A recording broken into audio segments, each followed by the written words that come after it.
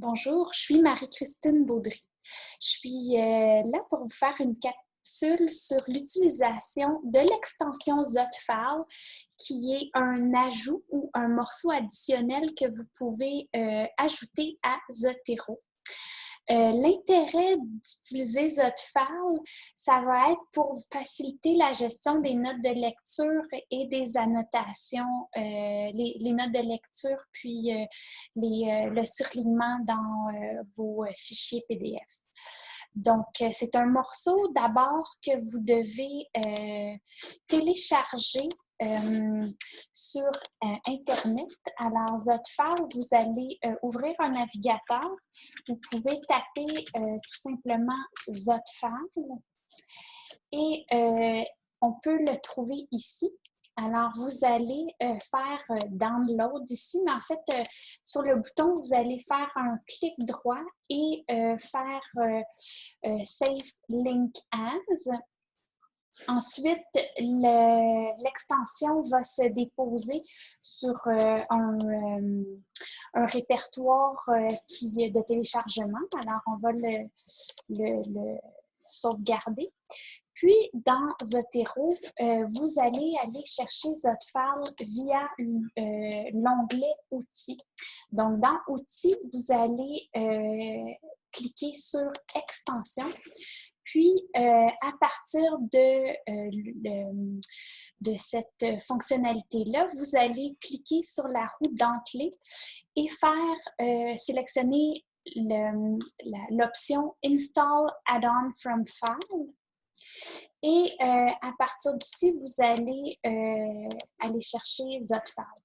Donc, moi, je l'ai déjà installé. Je ne vais pas la réinstaller, mais vous pouvez facilement l'écraser. Donc, ça, c'était la procédure d'installation de Zotfile. Maintenant, nous allons voir à quoi sert Zotfile.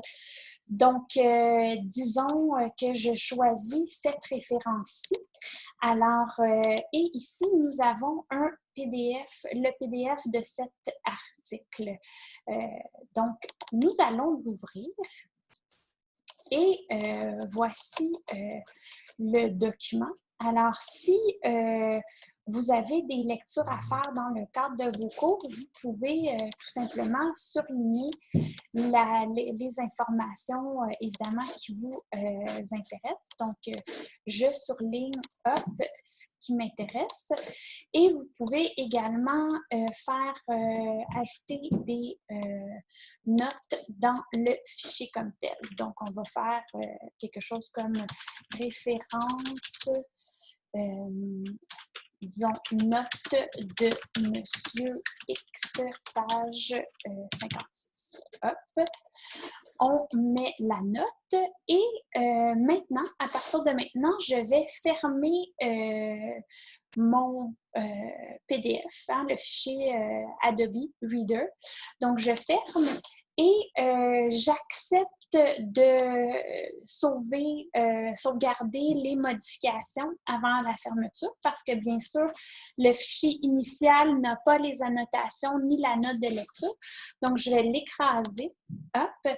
Puis, on me propose de le sauvegarder dans un répertoire avec une suite alphanumérique qui peut apparaître un peu étrange, hein?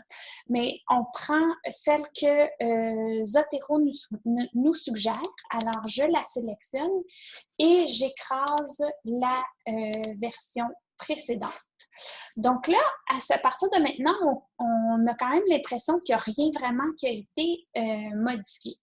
Mais en réalité, en fait, là, on a le PDF avec la note de lecture et les surlignements.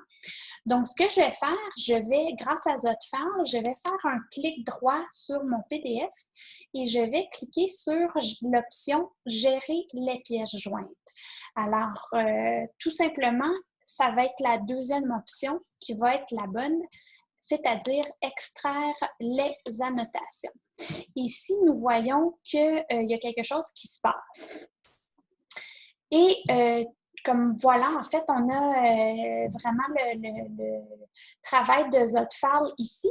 Donc, tout ce que j'avais surligné, les citations dans mon PDF, ont été extraites dans une fichier, dans une note, en fait, afférente à ma référence. Donc, dans ma référence ici, bibliographique, j'avais mon PDF, mais maintenant, j'ai en plus de ça mes notes de lecture et mes citations qui ont été extraites.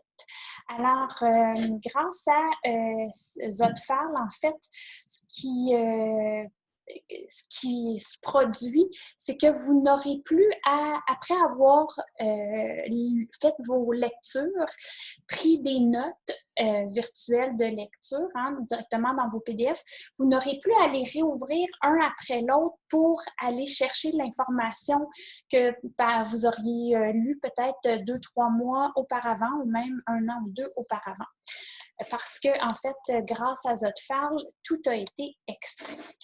Donc, j'espère que cette capsule sur l'utilisation de Zotphal va vous être utile et bonne lecture!